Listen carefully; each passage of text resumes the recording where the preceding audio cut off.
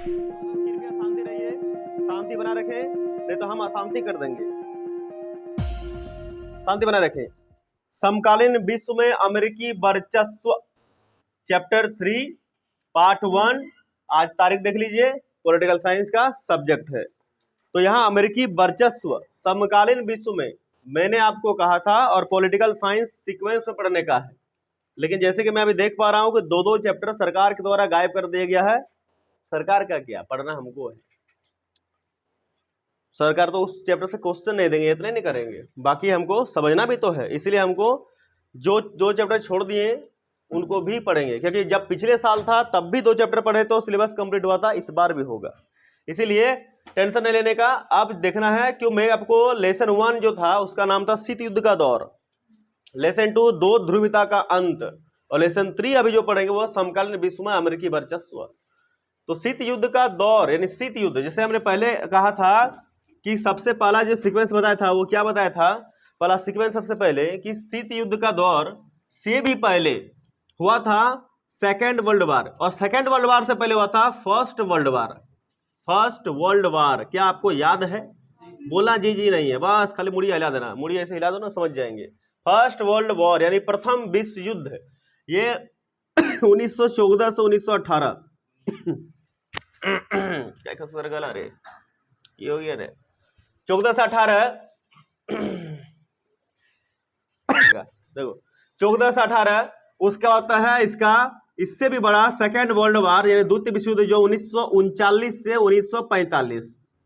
मैं सारे बात क्यों लिखा रहा हूं और क्यों बोल रहा हूं, क्योंकि जब इसको समझने के लिए आपको थोड़ा बैक इसमें जाना पड़ेगा, फ्लैशबैक में। सेकेंड वर्ल्ड वार द्वितीय विश्व युद्ध, इसी युद्ध के बाद पूरा दुनिया का कायाकल्प ही बदल जाती है। मतलब क्या, मतलब मैंने ये भी आपको सिखाया था कि इसमें 2 ग्रुप बन गए थे। एक था मित्र राष्ट्र एम वाला, एक था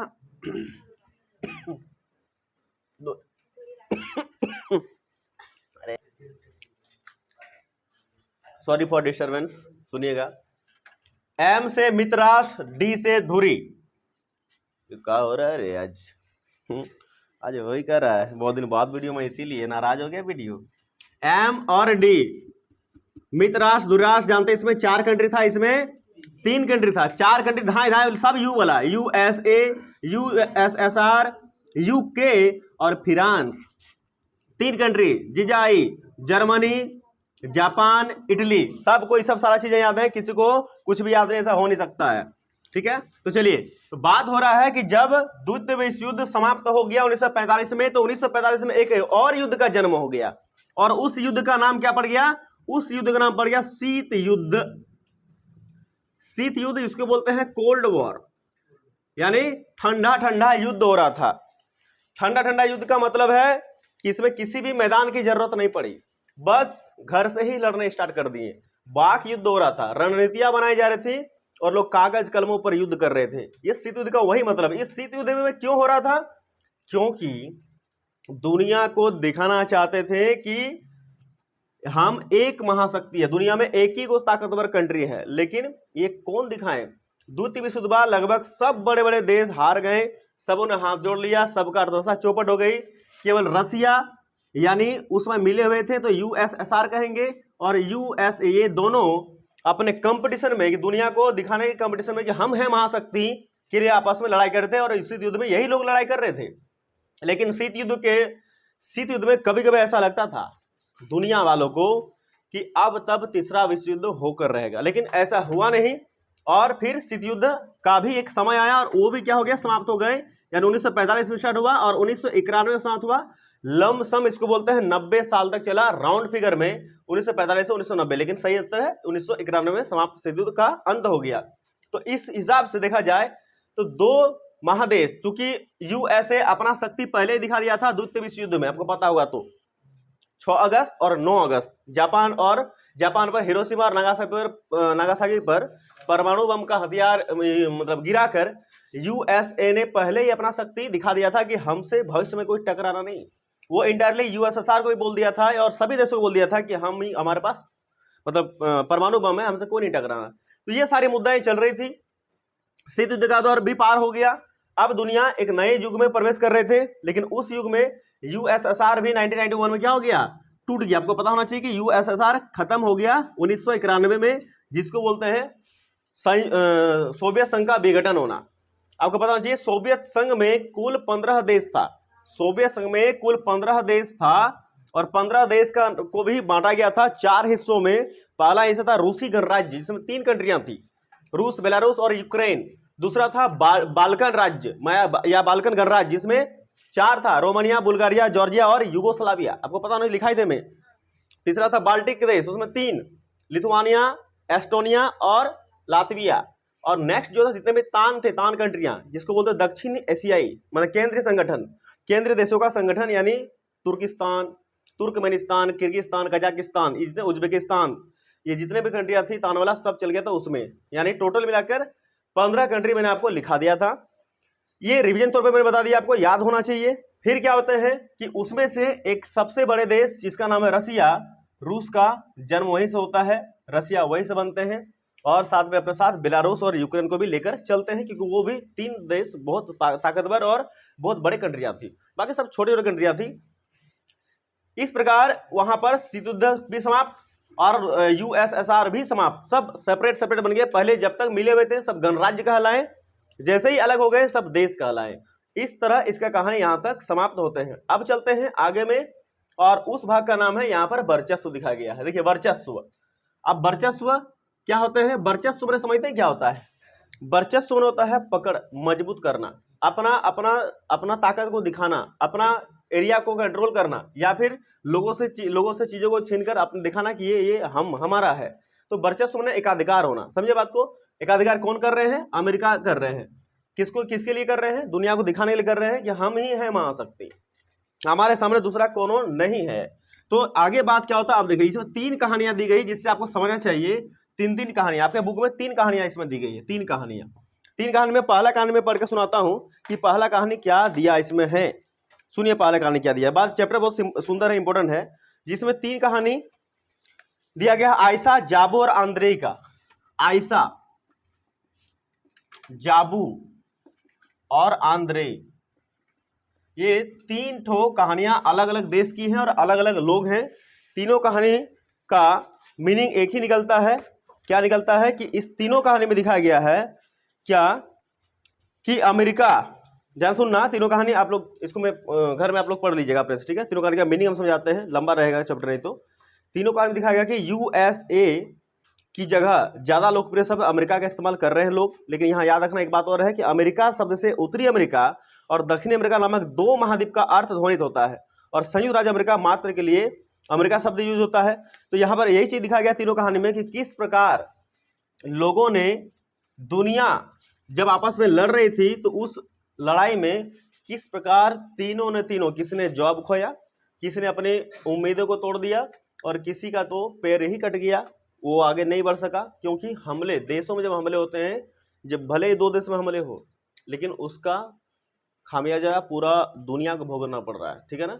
जैसे आपको बताना चाहिए, अगर हाल ही में रसिया और यूक्रेन का युद्ध हो रहा है ना, तो रसिया और यूक्रेन से हमको क्या ही मतलब है? कुछ मतलब नहीं है। लेकिन फिर भी इसके युद्ध से पूरा देश, मतलब पूरा विश्व प्रभावित है। प्रभावित क्यों है? क्योंकि आप जानते हैं कि यूक्रेन से बहुत सारी चीज़ें हमारे देश में आते हैं, रसिया से बहुत सारी चीज़ें हमारे देश में आते हैं, और भी कंट्रियों से बहुत सारी चीज़ें हमारे देश में आते हैं, फिर यहाँ से फिर दूसरे देश में जाते हैं। तो जब युद्ध चल रहे हैं तो वहाँ पर सब चीज़ स्टॉप हो गया है, सारा चीज़ स्टॉप हो गया, तो कोई चीज़ दुनिया वालों के सामने नहीं पहुँच रहा, जिससे क्या हो रहा है, सबका ध्यान इधर ही है कि कब युद्ध समाप्त हो जाए, कब टल जाए। तो युद्ध से कुछ भी नहीं मिलता, अंततः युद्ध कोई भी लड़े, नुकसान दोनों ही पक्षों को उठाना पड़ता है और नुकसान यहाँ हो भी रहा है। अब चलते हैं नई विश्व व्यवस्था की शुरुआत में। नई विश्व व्यवस्था की शुरुआत, ये है रहा आपका हेडिंग, नई विश्व व्यवस्था की शुरुआत। ये है क्या? यहां देखिए, पहले क्या बोला है कि सोवियत संघ के अचानक जब विघटन हो गया तो विघटन से हर कोई आश्चर्यचकित रह गया, रहेगा ही कि 15 कंट्री, अचानक से इसके मन में ऐसा क्या हो गया कि 15 घंटे का 15 सब अलग क्यों हो गए? कारण बिना कुछ भी नहीं होता है। तो दोनों महाशक्ति में एक का वजूद तक न था, जबकि दूसरा अपनी पूरी ताकत, यहाँ कहे कि बढ़ी हुई ताकत के साथ कायम था। तो जो अपना ताकत खो दिया उसका नाम था यूएसएसआर, और जो पूरी ताकत का अभी भी बढ़ रहे हैं उसका नाम है यूएसए। समझे? इसका ताकत खत्म हो गया, ये पूरी ताकत के साथ आगे बढ़ रहे हैं, ये दुनिया वाले देख भी रहे हैं। तो इस तरह जान पड़ता है कि अमेरिका के वर्चस्व की शुरुआत कब हुई? 1991 हुई, जब एक ताकत के रूप में सोवियत संघ अंतरराष्ट्रीय परिदृश्य से एकदम गायब हो गया। तो समझ लो फिर से मेरे बात को, क्वेश्चन यहाँ पर एक क्वेश्चन बन गया क्या कि यूएसए की ताकत का अंदाजा लोगों ने कब से लगा दिया था? तो 1945 से ही लगा लिया था। लेकिन पूरी तरह से क्लियर कब हो गया? तो पूरी तरह से अमेरिका की वर्चस्व की शुरुआत हुई थी 1991 में। याद रखना, यूएसए की वर्चस्व चैप्टर है ना वर्चस्व वाला, तो वर्चस्व की शुरुआत जो हुई थी वो हुई थी 1991 से। 91 से क्यों? क्योंकि इसी 1991 में ही यूएसएसआर एकदम अंतरराष्ट्रीय परिदृश्य से, इंटरनेशनल दृश्य से एकदम क्या हो गया, सीन से खत्म ही हो गया था। अब वो दोबारा वापस लौट के यहाँ पर नहीं आने वाले थे। एक हद तक यह बात सही है, लेकिन इसके साथ दो और बातों को ध्यान रखना होगा। पहला बात कि अमेरिकी वर्चस्व के कुछ पहलुओं का इतिहास 1991 तक सीमित नहीं था, बल्कि हम इससे कहीं पीछे दूसरे विश्व युद्ध की समाप्ति के समय भी इसका ताकत को देखा गया था। मैंने अभी वही चीज बताया। क्या बताया कि 1945 अगर आपको याद है तो 1945 का दो डेट 6 अगस्त और 9 अगस्त अमेरिका अपने शक्ति को दुनिया वाले को पहले भी दिखा चुका था, ये 1945 में, और अब भी दिखा दिया 1991 में। यानी दो बार, 2 टाइम्स अमेरिका ने अपना शक्ति को दुनिया वाले को दिखाया। एक बार दिखाया 1991 में, सबसे पहली बात करें तो फर्स्ट ईयर रहेगा क्योंकि डेट पहला ही है 1945 में जब जापान पर परमाणु बम हमला किया, और दूसरा बार कब दिखाया 1991 में जब अंतरराष्ट्रीय परिदृश्य से यूएसएसआर को ही गायब करवा दिया। मतलब गायब खुद हो गया, करवा दिया, एक ही बात है, उसके सामने टिक नहीं पाया इसलिए गायब हो गया। तो इस पहलू के बारे में हम इस अध्याय में खूब पढ़ेंगे। और दूसरा बात है कि अमेरिका ने 1991 से ही वर्चस्वकारी ताकत का तरह बर्ताव करना शुरू कर दिया। दरअसल यह बात ही बहुत बाद में जाकर साफ हुई कि दुनिया वर्चस्व के दौर में जा रही थी। अब अमेरिकी की जड़ ज्यादा गहरे तक जमा दी, अमेरिका ने हर जगह लगभग अपना कंट्रोल स्थापित कर दिया। यही से बात आता है 1990 की। अब देखो ये कहानी बड़ा इंपॉर्टेंट है, ये मुद्दा भी इंपॉर्टेंट है कि 1990 की बात आता है। देखिए मैं इसको रीड करता हूं, ठीक है।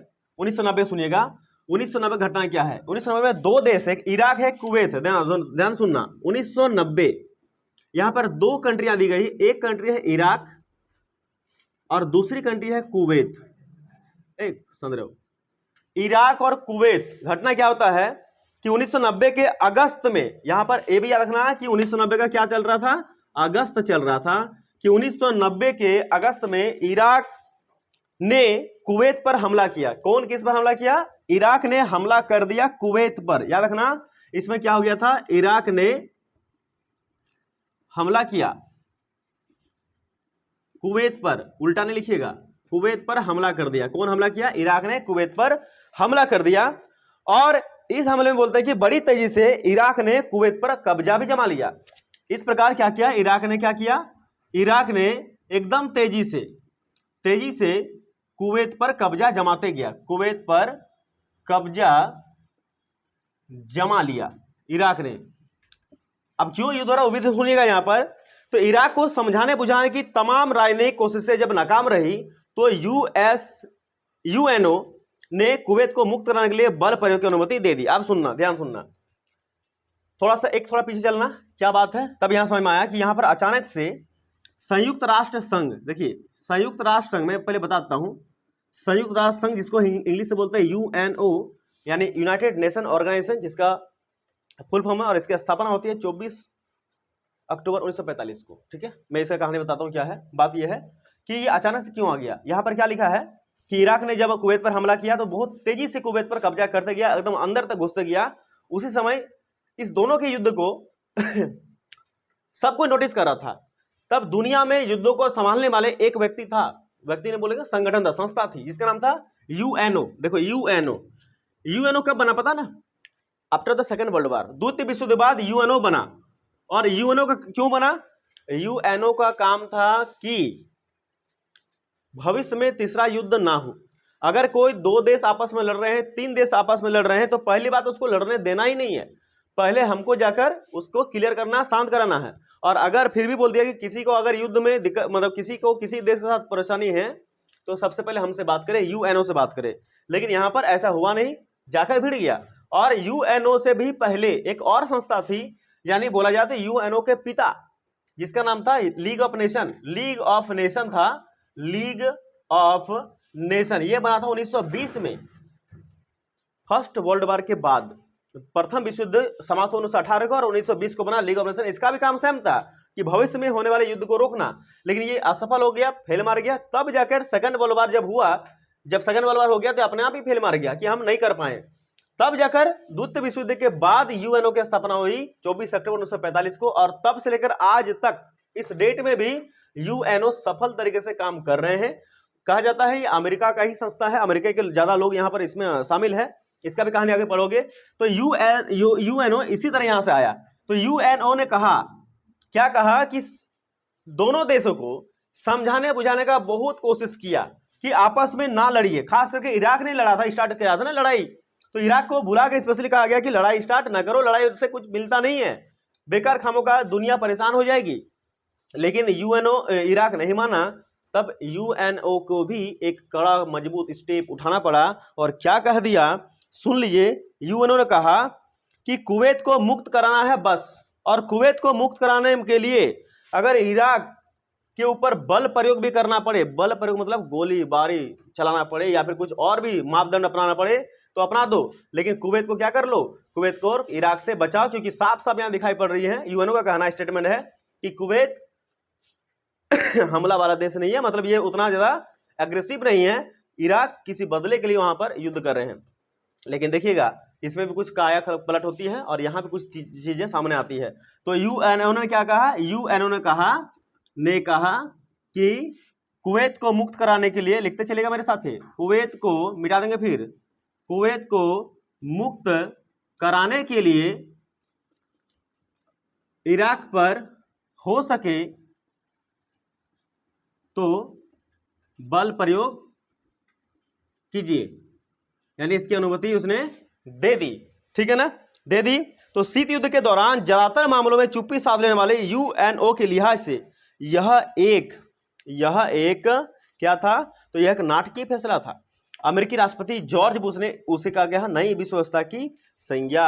तो एक यहाँ पर एक नाम और एंट्री होता है, ये इसका नाम है, यहाँ तक यहाँ आ रहा है, देखो ये देखिए, जॉर्ज बुश, उस समय अमेरिका का राष्ट्रपति था जॉर्ज बुश। 1990 की बात है, 1990 का, तो 1990 का बात है। तो उसमें अमेरिका का राष्ट्रपति था, अमेरिकी राष्ट्रपति जॉर्ज बुश। इसने थोड़ा सा मस्ती लेते हुए कहा क्या कहा कि अभी जो भी हालात चल रही हैं, इसे कहा नई विश्व व्यवस्था की संज्ञा। यहां इसको मैं समझाऊंगा। देखिए, जॉर्ज बुश ने कहा नई विश्व व्यवस्था की संज्ञा, नई विश्व व्यवस्था की संज्ञा। जैसे हेडिंग में आपको लिखा होगा नई विश्व व्यवस्था संज्ञा की संज्ञा। तो नई विश्व व्यवस्था संज्ञा किसने कहा, अमेरिकी राष्ट्रपति जॉर्ज बुश ने। किसको कहा, यूएनओ को। क्योंकि अभी युद्ध कहां हो रहा, 90 में, बना कब था, 45 में। कितने साल हो गए हैं, 45 साल।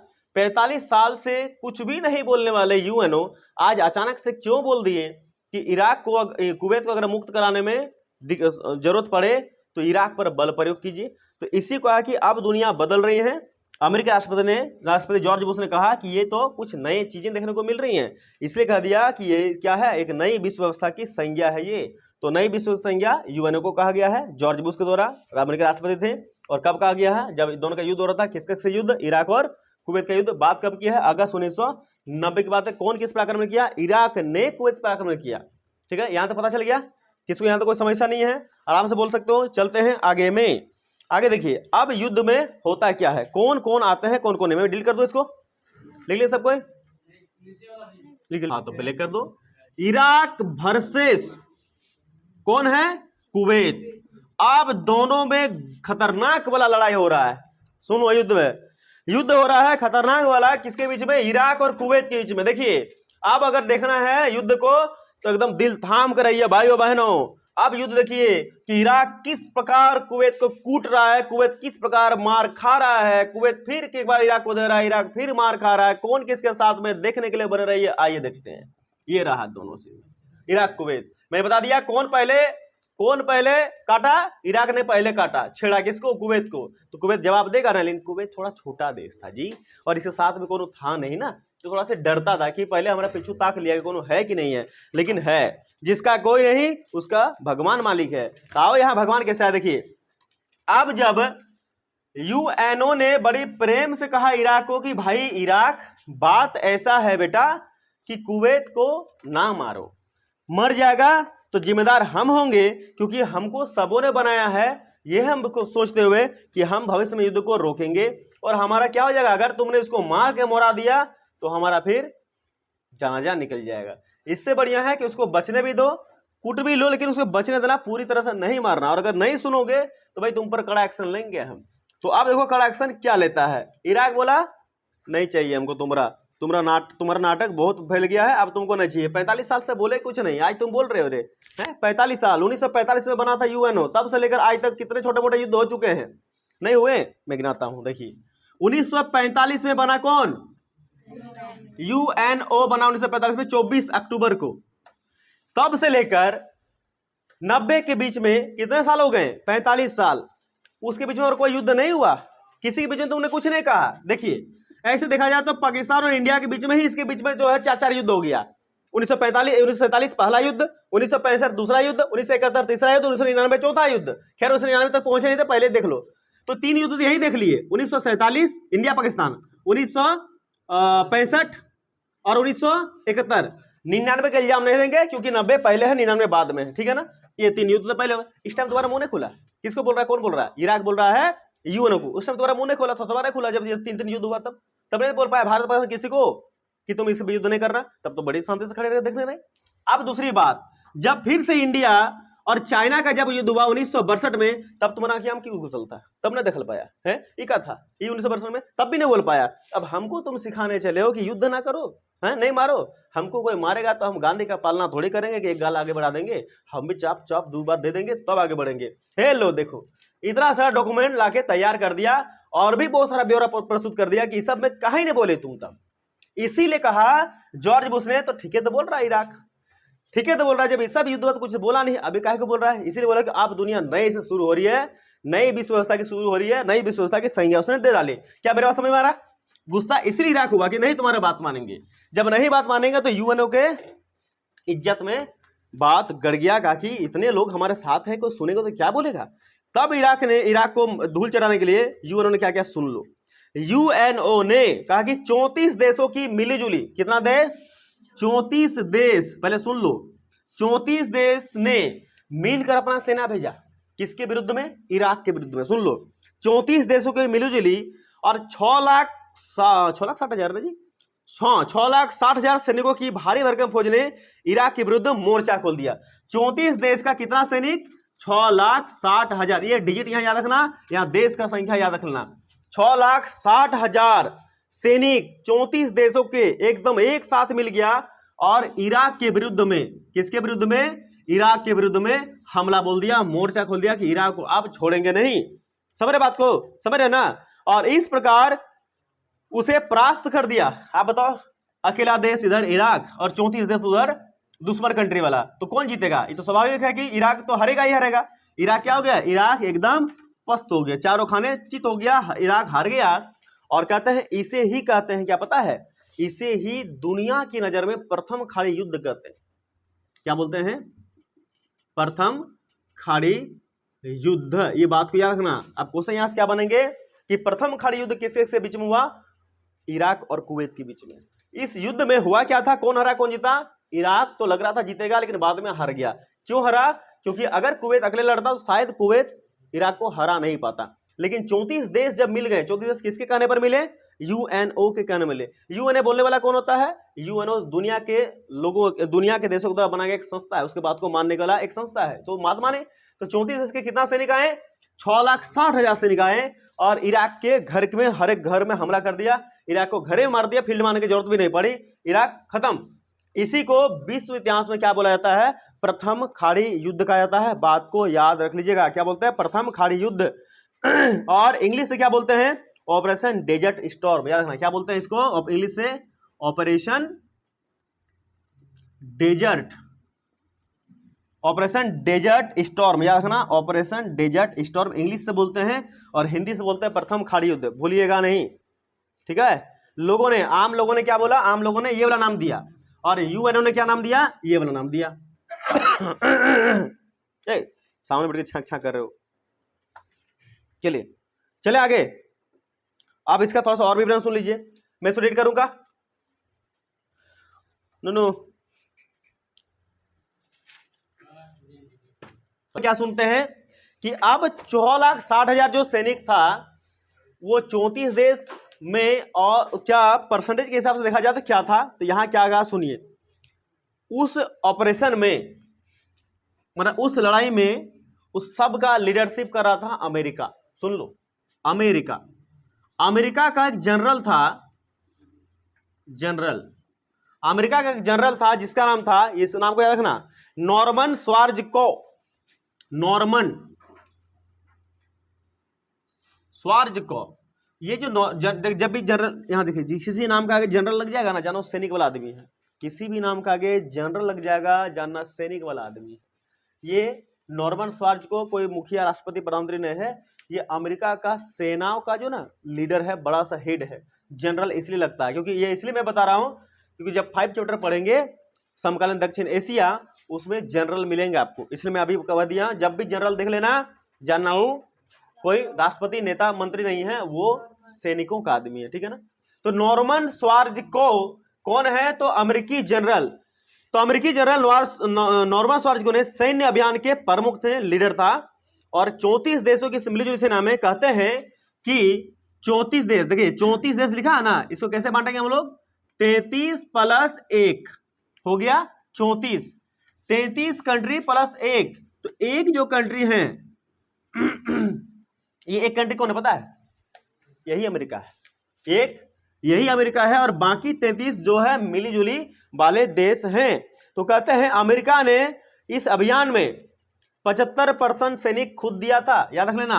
मतलब यूं समझो कि अगर 100 सैनिक हैं उस युद्ध में, तो 75 को अकेले किसने दिया, अमेरिका ने दिया, और बाकी 25 का जुगाड़ किया 33 देशों ने मिलकर। क्या मेरे पास समझ में आ रही बात को। इसमें यह भी पूछा जाता है कि अमेरिका का कितना % सैनिक था, तो अमेरिका का कितना था, 75% सैनिक अमेरिका से थे, और बाकी 33% जो है, 25% जो है वो 33 देश मिलकर इकट्ठा किया, जुगाड़ किया। हालांकि इराक, उस समय इराक का जो राष्ट्रपति था वो था सद्दाम हुसैन, याद रखना। उस समय जब युद्ध हो रहे थे तो इराक का जो राष्ट्रपति थे, राष्ट्रपति उसका नाम था सद्दाम हुसैन, सद्दाम हुसैन।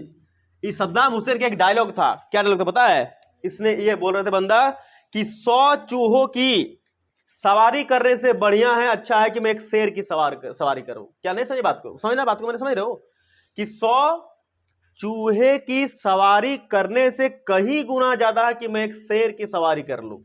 ये इनका फेवरेट डायलॉग था, सद्दाम हुसैन जो इराक का राष्ट्रपति था। अन्यथा ये भी मारा ही गए। कहते हैं सद्दाम हुसैन बहुत बड़े ब्रिलियंट शार्प माइंड के थे। ये जो है इतने बड़े शार्प माइंड के था, तो बोलता कि ये अपना क्लोन बना कर रखता था। क्लोन समझते हो अपने ही जैसा एक दूसरा आदमी बनाना। ये 10-12 क्लोन बनाकर चलता था। मैं एक वाक्य सुनाता हूं कि सद्दाम हुसैन जो मारे थे ना, जब सद्दाम हुसैन को अमेरिकी लोगों ने, अमेरिकी सैनिकों ने मार दिया था, तब अमेरिका के सैनिकों को कंफर्म नहीं था कि ये सद्दाम हुसैन असली वाला है, क्योंकि सद्दाम हुसैन अपना क्लोन बना, अपने खुद अंडरग्राउंड रहता था। बहुत क्राइम की दुनिया में बहुत बड़ा हाथ इसका था।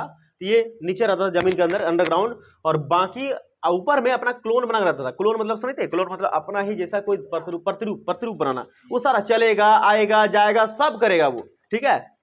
बस उसके अंदर दिमाग और मन नहीं होता, वो दिल नहीं धड़कता है, वो बनाता साइंटिस्ट उसको बनाते हैं। और ये साइंटिस्ट भी था एक तरह से, ज्यादा ना, साइंटिस्ट भी बहुत बड़े साइंटिस्ट थे। तो इसने क्लोन बना कर रखा था। तो अमेरिका ने कई बार सद्दाम हुसैन को मारा था, लेकिन हर बार देखता था क्लोन मारा जा रहा था। लेकिन इस जब असली वाला इस बार मर गया, तो भी आश्चर्य हुआ कि कहीं मरा कि नहीं मरा। तब बहुत समय के बाद कंफर्म हुआ कि नहीं, अब असली वाले मर गए हैं। तो सद्दाम हुसैन अमेरिका, इराक के उस समय क्या थे, राष्ट्रपति थे।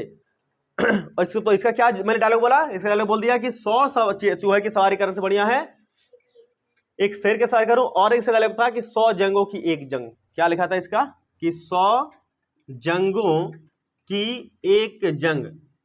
ये इसका भी फेवरेट डायलॉग था। तो ये हो सकता है कि दे दे कि 100 जंगों की एक जंग निम्न में से किसका वाक्य सेंटेंस था या किसने कहा था, तो सद्दाम हुसैन। कौन थे, तो इराक का राष्ट्रपति। क्या यहां तक समझ रहे बात को। चले आगे, उसने कहा था।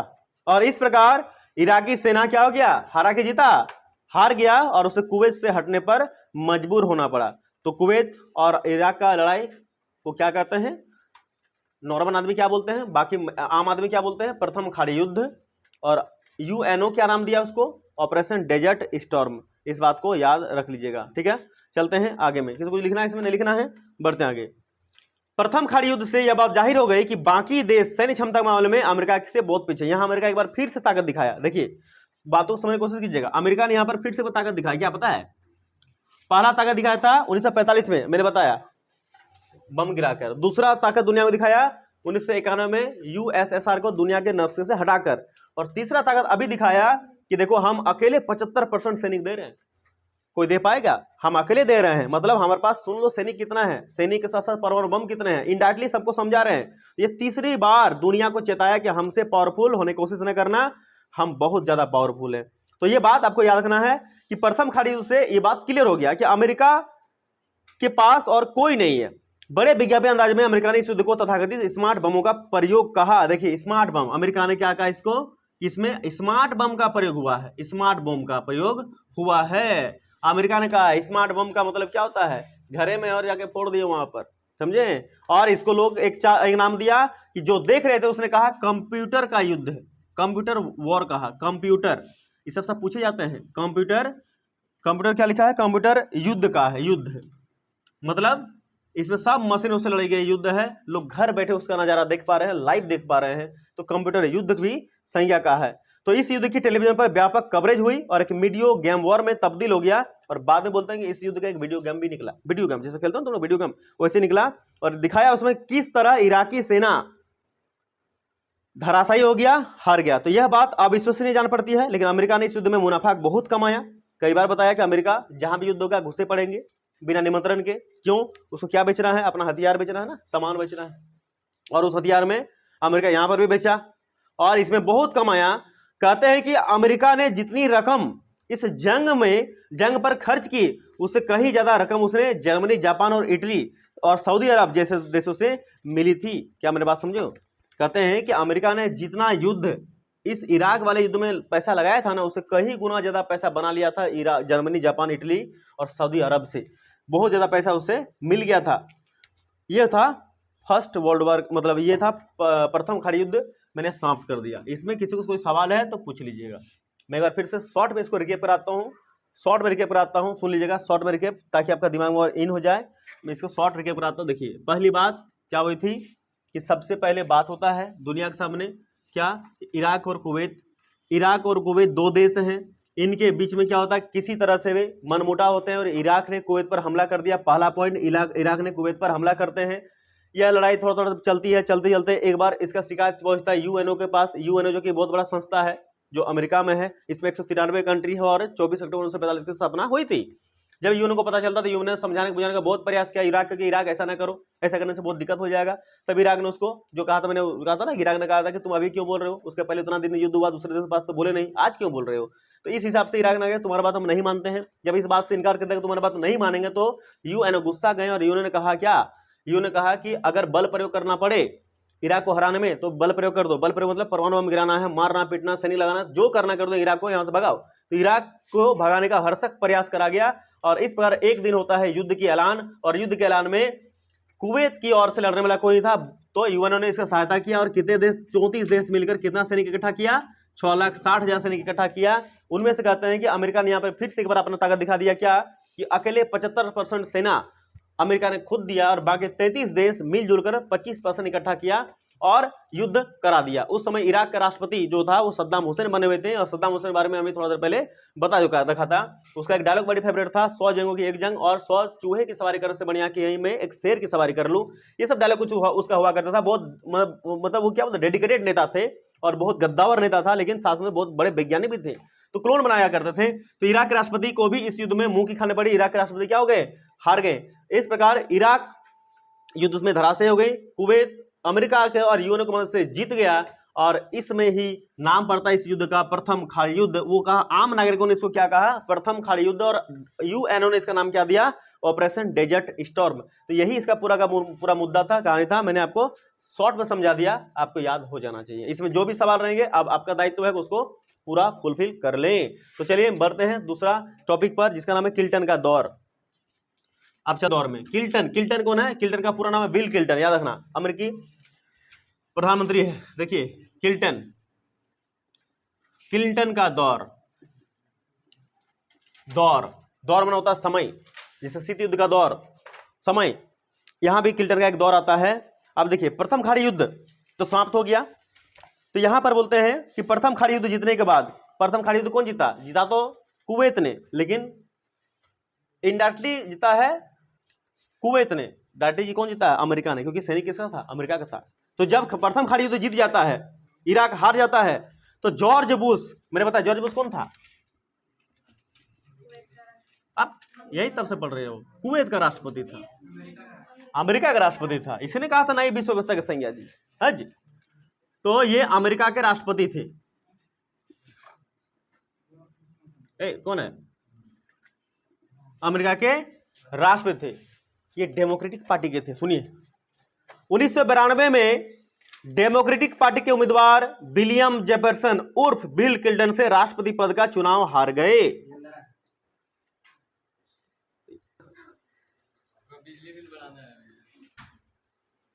कि मैंने पढ़ाई छूट जाए, हमको पढ़ाई से कोई रिश्ता नहीं, लेकिन जामतला हम आए हैं, हम देखेंगे कितना पढ़ रहे हैं। देखो लोकल झूठा इंटरेस्ट आ गए, 6 मिनट पढ़ेंगे, लेकिन पढ़ेंगे, दुनिया वालों को पता ही नहीं कि यहाँ मोबाइल चार्ज लग रहा है।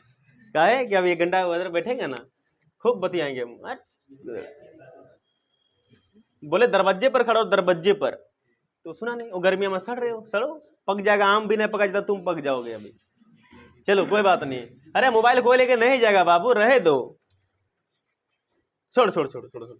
देखिए जॉर्ज बुश अमेरिका का राष्ट्रपति थे। बात होती है उन दिनों की, वो साल दूसरा था, ये साल दूसरा है। सुनो देखिए बात 1992 की, अरे 1992 तुम्हारा जन्म भी नहीं हुआ होगा, हुए क्या, और हो भी सकता है कि जन्म लेके तुम उलट भी गए होंगे, फिर जन्म हो गया, ये भी तो हो सकता है, कुछ भी हो सकता है, दुनिया में कुछ भी हो सकता है, ठीक है। 1992 में बात आता है किल्टन, क्विंटल नहीं पढ़ना, किल्टन पढ़ना, नाराज हो जाएगा। किल्टन पूरा नाम था विलियम जेफरसन किल्टन, लेकिन इसको बोलते थे बिल किल्टन, शॉर्ट था। सुनो ये दोनों बंदा ताकतवर, दोनों ही उम्मीदवार के लिए, राष्ट्रपति उम्मीदवार के लिए आमने सामने।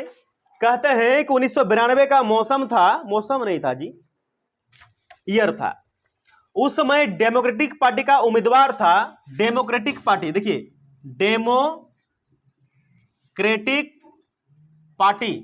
डेमोक्रेटिक पार्टी का उम्मीदवार कौन था, ये भाई साहब, जिसका नाम था किल्टन साहब, ठीक है ना, किल्टन था डेमोक्रेटिक पार्टी का उम्मीदवार, और चुनाव राष्ट्रपति पद के लिए हो रहे थे।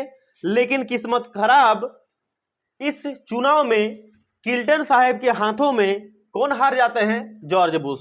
फिर सुन लो, जॉर्ज बुश 1992 में डेमोक्रेटिक पार्टी के उम्मीदवार विलियम जेफरसन उर्फ बिल किल्टन से राष्ट्रपति पद का चुनाव हार जाते हैं। ये बंदा हारता है, ये जीत जाता है। इसका पूरा नाम वो क्या है, कि पूरा नाम जो है विलियम जेफरसन, या इसी को शॉर्ट में बोलते हैं बिल, यहां लिख लो विलियम जेफरसन किल्टन या बिल किल्टन। मैंने दो नाम लिखा दिया, टेस्ट में दोनों नाम आने की संभावना है कि शॉर्ट नाम ये हो गया, पूरा नाम ये हो गया। हार जाता है तो किल्टन ने विदेश नीति की जगह घरेलू नीति को अपने चुनाव प्रचार का निशाना बनाया था। बिल किल्टन, देखो हम आपको पता होना चाहिए कि जैसे हमारा इंडिया की तरह अमेरिका नहीं है, या फिर बोल सकते हैं कि अमेरिका की तरह इंडिया नहीं है, कुछ भी बोल सकते हैं। हम लोग यहाँ पर चुनाव कितने साल के बाद होते हैं, आफ्टर 5 ईयर्स, 5 साल के बाद होता है ना। अमेरिका में चुनाव 4 साल के बाद होता है, सुन लेना, अमेरिका में चुनाव होते हैं प्रत्येक 4 साल के बाद, और हम लोग यहाँ होता है 5 साल के बाद। हम लोग यहाँ पर एक व्यक्ति जितना बार चाहे राष्ट्रपति बन सकता है, खाली वो तबीयत खराब ना हो या फिर वो गुजर ना जाए, पास आउट ना हो जाए। जितने बार चाहेंगे उतना बार राष्ट्रपति बनेंगे, ये हम लोग के यहां पर है। और अमेरिका में 2 ही बार राष्ट्रपति बन सकते हैं, उससे अधिक नहीं। इंडिया में अगर एक व्यक्ति किसी तरह, हाँ लगा तो पूरा लेना, निकलेंगे हम लोग, हो गया। अमेरिका, अब सुनिए, मैं ध्यान केंद्रित नहीं कर पाता, अब सुनना, बड़े सुंदर सुंदर जवाब है। अमेरिका में 4 साल के बाद ही दोबारा चुनाव होंगे, भारत में 5 साल के बाद चुनाव होते हैं। अमेरिका में एक व्यक्ति 2 ही बार राष्ट्रपति बन सकते हैं, इंडिया में जितना बार चाहे राष्ट्रपति बन सकते हैं। अमेरिका में राष्ट्रपति 2 बार बनने के बाद वो अपना जीविका चलाने के लिए कहीं पर भी वर्क, मतलब नौकरी, छोटा मोटा जॉब कर सकते हैं, करते भी हैं। कैसे जीविका चलेगी? इंडिया में ऐसी व्यवस्था नहीं है। इंडिया में एक बार कहीं नेता बन गए, छोटका जी दायां हाथ भी किसी का बन गया ना, तो जिंदगी भर के लिए पेंशन चालू रहेगा। फिर चुनाव हारा जीता कोनो मतलब नहीं, वो भी पेंशन कोई 6-6 हज़ार 500-500 रुपया नहीं आएगा वृद्धा पेंशन जैसा या फिर वो बूढ़ा पेंशन जैसा। इसमें पेंशन आता है 40,000, 50,000, 60,000, 70,000। समझे बात को? MP MLA वाला हिसाब किताब जानते हो आप लोग, हमसे ज्यादा बेटर आप जानते हो। तो ये रहा अमेरिका का और यह रहा इंडिया का, ये रहा इंडिया का, ये रहा अमेरिका का। तो अमेरिका बेटर है, इंडिया में ऐसा नहीं हो चाहिए। इंडिया में देखो, हम मेरा एक राय है कि यहाँ जो नेतवानी जो देते हैं, यहाँ 90,000 जो देते हैं, जो नेता लोग को 90,000 देते हैं पेंशन, वो किस लायक का 90,000 का पेंशन है? कौन लायक का है? कोई। वही 90,000 4-4 भाग में बांट देंगे तो 4 गो का घर चल जाएगा। तो 90,000 में क्या घर चलाएगा? उरे कोनो काम धाम तो करता नहीं है नेता लोग का, है कुछ नहीं। अधिकतर नेता लोग अनपढ़े हैं। अभी का नेता लोग यदि बनता थोड़ा बहुत जागरूक है, कॉन्शियस है। बाकी पहले नेता लोग सब अनपढ़ है, सब के पीछे कोई चार्जेस लगा होगा। देखना, बिना चार्जेस का आप मंत्री नेता नहीं बन सकते हो। जो सुन रहे हैं बड़ी मारेगा आपको, कोई बात नहीं, आप जो है सच्चाई बात बता रहे हैं। 90,000 क्यों बे पेंशन देंगे? उतना छोड़ दो, उतना छोड़ दीजिए। यहाँ पर इसका सुख सुविधाएं इतना कौन चीज का है? इतना सुख सुविधाएं किस चीज का है? ये लोग का जहां लोकसभा राज्यसभा है ना, जहां संसद होते हैं, वहां पर कैंटीन में खाना फ्री, कहीं जाएंगे टिरान उड़ान में तो वो चीज फ्री, कहीं और कहीं भी जाएंगे तो वो मतलब लगभग सब चीज इस लोग का फ्री चलता है, फिर भी पैसों के लिए मरता है। दो बात। तीसरी बात यहां सुनिए कि यहां पर हर एक चीज का देखो, इंडिया में हर एक चीज का, और बोलता है कि इंडिया में पैसे नहीं है, इंडिया में पैसा ही नहीं है। और यहां पर देखो एक एक पोस्ट में ना 1 लाख से कम रुपया नहीं है सरकारी वाला में, और जो अच्छा काम करते हैं उनका वेतन बड़ी कम है। जैसे देखिए मैं बता रहा हूं, कौन है बेटा रे, होता क्या है कि जहां पर पैसा भारत सरकार को नहीं देना चाहिए वहां पर भर भर के पैसा दे रहे हैं, जहां पर देना चाहिए वहां नहीं दे रहे हैं। मैं अभी नेता की बात किया, नेता को 90,000 कौन काम करे? कोई काम का नहीं, बेकार फॉल्स पे जा रहा है। वही एक सैनिक अगर यदि बैठ जाएंगे, सैनिक पहले जब तक सैनिक कार्यशील है, जो कि सैनिक की वजह से नेता सुरक्षित है, जब जाबू करता है तो 3-4 को पुलिस लेके चलता है, आगू पेछू चलता है कि नहीं। और ज्यादा कुछ हमला हो गया तो वाई सिक्योरिटी, जैक सिक्योरिटी, JRYP की जो आता है सब सिक्योरिटी देता है उसको। और यदि कुछ ज्यादा जान से पर मारने की कोशिश कर भी दिया तो खतरनाक वाला सुरक्षा सकता है। पहले रहेगा एगो नहीं, पहले रहेगा एगो लाठी वाला पुलिस, फिर रहेगा AK-47 वाला पुलिस, फिर रहेगा लेडी पुलिस, फिर रहेगा एकदम जेंट्स पुलिस, और सबसे बाहर में रहेगा हवलदार लोग। पहले वही मरेगा भैया, हवलदार लोग को ना मारिए। लेकिन पुलिस जब फिल्म देखते हो ना, सबसे पहले हवलदार को भेजेगा पुलिस इंस्पेक्टर लोग, जाओ जाओ जाओ देख के आओ, इंस्पेक्शन करके आओ, देख आओ। हवलदार, और हवलदार जाके बस एक ही गोली में हवलदार खत्म, हवलदार खत्म। क्यों? हवलदार को कभी ट्रेनिंग नहीं दिया चलाने का, हवलदार को कभी बोलने का मौका नहीं दिया। हवलदार कहीं गुना अच्छा हो इंस्पेक्टर से। अगर थोड़ा सा उसको चार्ज करा जाए ना तो हवलदार अच्छा है। लेकिन हवलदार को इंडिया में वही तो दिक्कत है। इंडिया में देखो दोनों तरह से बातें दिक्कत हो रही कि इंडिया में सामने अगर टारगेट है ना, सामने टारगेट कोई आतंकवादी, तब भी परमिशन लेना पड़ेगा कि करे, मारे कि ना मारे, मारे कि ना। तो इतना बीच में आतंकवादी जहाज लेकर फुर हो गया, तब बोलेगा मार दो, चलेगा अरे गच्छे में चल गया, गच्छा उड़ गया। समझे? इंडिया में ऐसा होना किसी किसी सिचुएशन में नहीं होता है। क्या होता है उसमें मारने का सुसाइड ऑर्डर निकल जाता है। लेकिन हर एक मामले बोलते जो भी यहाँ पर जो फांसी, जिसको फांसी की सजा सुनाया जाता है, वो फांसी वाला सजा को भी जो है ज्यादा दिन तक बक्सा खाना खिलाता है जेल में बढ़िया से, उसके बाद बढ़िया से इसको गाना वाना सुनाता है, बढ़िया से सब चीज खाना पीना देने के बाद एकदम भैंस जैसा मोटा रहता है, तब उसको फांसी लाता है, वो भी नहीं लटकाता है। क्यों? अगर कोई बाहर में जो जान पहचान है तो उसको निकलवा लेते हैं। तो हमारा कहना है कि जिसको भी फांसी की सजा मिल जाए तुरंत लटका दो वही दिन पर। सब तो खाली ही रहता है, कहाँ भीड़ मार रहता है नहीं पर हम लोग को तो देखो दाएं से लटका देंगे हम लोग। क्या जो भी जुर्म करेगा अगर उसको फांसी सजा मिला है तो उसको लटका दिया जाए, ताकि भविष्य में ऐसा जुर्म करने वाले दोबारा पैदा ना हो। लेकिन यहाँ पर इंडिया में ऐसा नहीं है। इंडिया में कानून व्यवस्था तो बहुत नाम बड़ी चीज है, लेकिन कानून व्यवस्था के पीछे बहुत सारी घटनाएं घटती हैं। कानून यहाँ का बहुत कमजोर है।